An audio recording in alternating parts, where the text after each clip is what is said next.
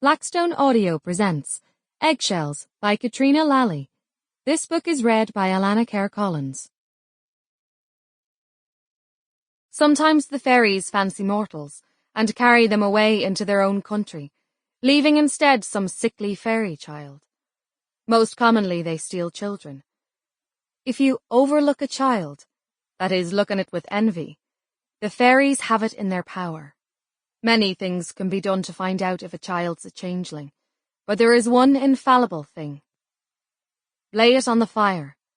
Then if it be a changeling, it will rush up the chimney with a cry.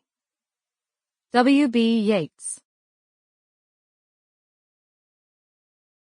Chapter 1.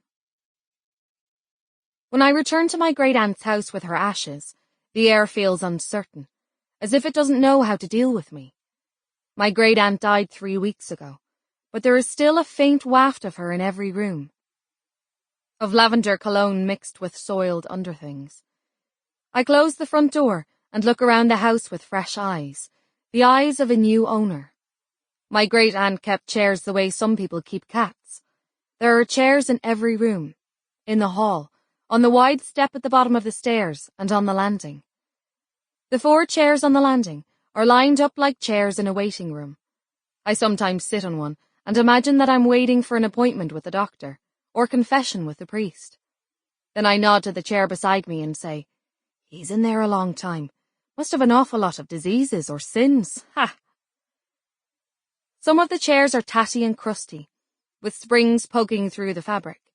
Others are amputees. There are chairs in every colour and pattern and style and fabric, except leather, which my great-aunt said was the hide of the devil himself.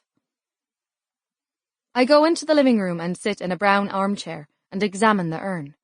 It's shaped like a coffin on a plinth. I chose it because death in a wooden box is more real than death in a jar. I shake it close to my ear, but I can't hear a thing, not even a cindery whisper. I prise open the lid. The scratch of wood on wood is like a cackle through the ashes, the last laugh of a woman whose mouth never moved beyond a quarter smile. I've seen people on television scattering ashes in significant places, but the only significant places in my great-aunt's life were her chair and her bed, and if I scatter them there, I'd be sneezing Great-Aunt Maud for years to come. I take the address book from the shelf and sift through it. There are a few A's and C's, a couple of G's, an H, and some M's, but my great-aunt seems to have stopped making friends when she hit N.